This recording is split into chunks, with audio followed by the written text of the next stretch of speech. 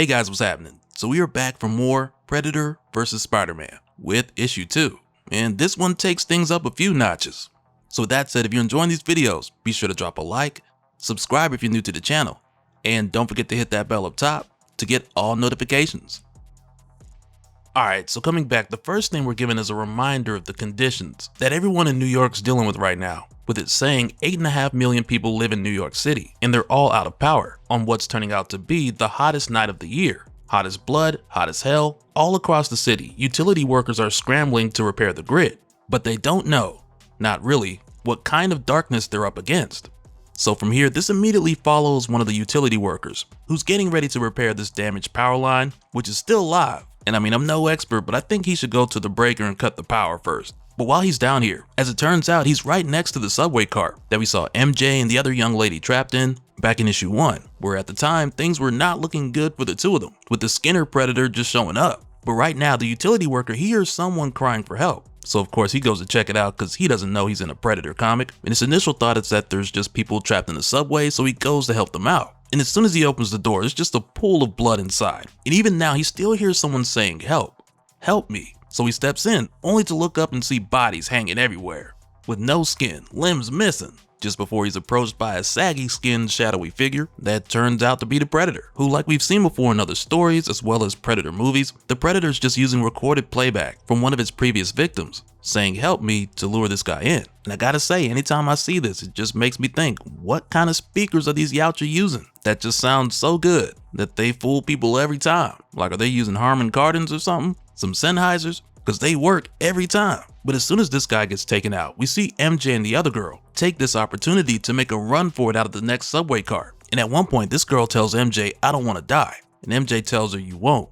I'm not gonna let that happen." Which right there's like, okay, now take it easy with the promises. And after this, when we go back over to Peter, who's made his way back to the apartment, and mainly to check on MJ since the city's out of power and he knows he's gonna be out all night. So at this time, he figured MJ would be back from her audition, but no one's home. So when he hears a knock at the door, he's like, "Oh, that's gotta be MJ." So he goes to answer it with his mask off, while thinking MJ probably forgot her key. But when Peter opens the door, it's Detective Lapearl, who, like we saw, she was already looking for Peter Parker since his name was on the pictures from the Bugle. And these are pictures that Peter was only able to get by posing as a member of the forensics team and illegally taking pictures of her crime scene. So yeah, on one hand, it's bad enough that Peter basically left a trail for Detective Lapearl to find out how he got these pictures. But on top of that, for him to answer the door in his Spider-Man suit with his mask off, it almost seems like he's trying to make her job super easy. So as soon as he sees her, he panics and he shuts the door. And now Detective Lapearl has the suspicion that Peter's guilty of more, and perhaps he's the killer. And this just has Peter like, why would I kill them and then publish an article about it? And the detective is just like, because sickos love attention. And this is one of those things where it's like, you can totally understand where she's coming from, for the most part, because Peter's just set himself up in so many ways here. But with them needing to get back out and save whoever he can, he just tells her that he doesn't have time for this. Only for her to basically tell him, yeah, you got time, you got 5 seconds to open this door. And so of course, Peter's not waiting around for her to kick the door in. So he starts to make his way out. But before he leaves, he lets her know that there's more victims at a second crime scene, which again makes him sound like a killer. But he starts to give her this information so she can go check it out, because of the whole idea of the criminals returning to the crime scene thing. And the last thing he tells her before leaving is that the killer didn't just leave a mess, but they also left a huge pile of cash. To where after that, he gives her the specific location of the garage, which is the same location Peter stumbled across in issue 1. So after Peter leaves, the detective really has no other leads aside from checking out this garage, so she makes her way over there to take a look. And after this, there's a moment here where Peter's swinging over New York City, where he passes by a huge cloaked Predator ship. And there's more that's going on with this that we'll talk about in a little bit. But as he swings by it, I can't help but to think like it would be crazy if he swung right into it, because he passes right by it. But we also get an explanation to what exactly Peter's experiencing, which includes how his spider sense is responding to the whole situation right now. With it saying here, there was a killer on the loose, there was a cop after him, MJ was missing, the temperature was in the triple digits,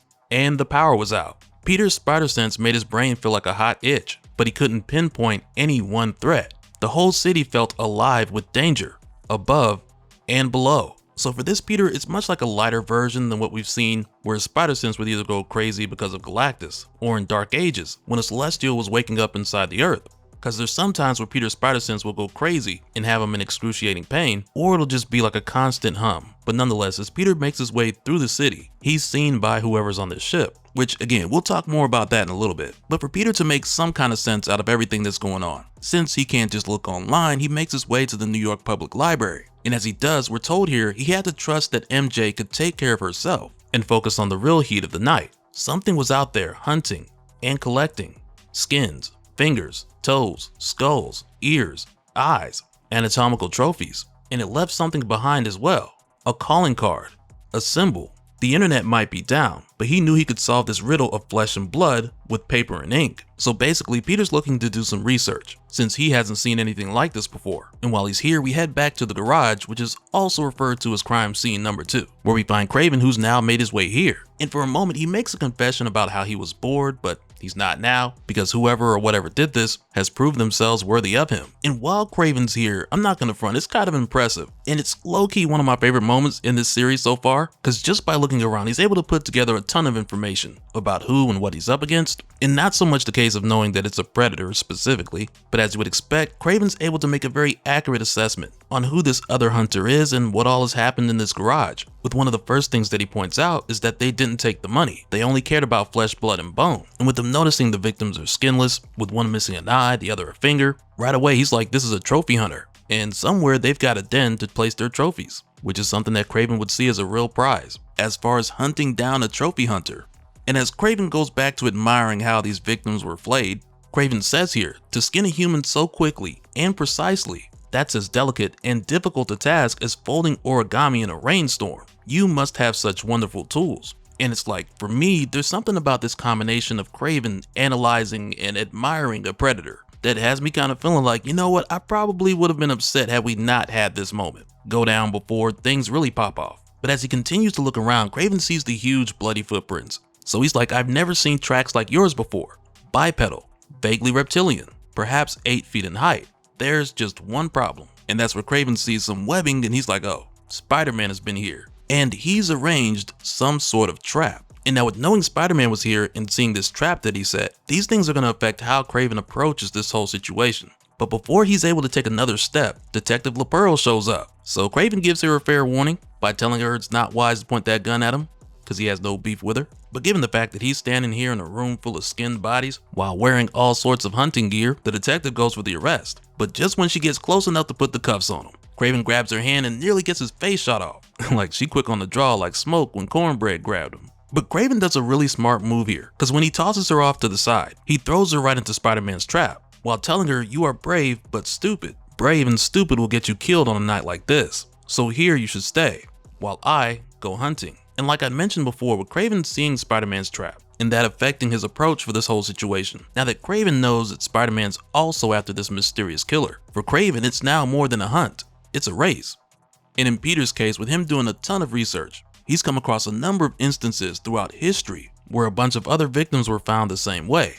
And at this time, Kraven's like, Spider-Man might be ahead of him now, but not for long. And when we go back to MJ, who's trying to sneak away from the predator to get herself and this other girl to safety, they run into this homeless guy who startles them. So just before they get ready to scream, this guy has to cover both of their mouths so they won't bring the predator back their way. And this dude just leans in with his dirty hands still on their mouths. And he's like, you gotta stay quiet or he comes. And this works well enough to get the two of them not to scream. So when he notices that they're calm enough to talk to, he lets go. And that's where MJ asks him, what is that thing? So this guy tells her, I'll show you, but you got to be quick and quiet.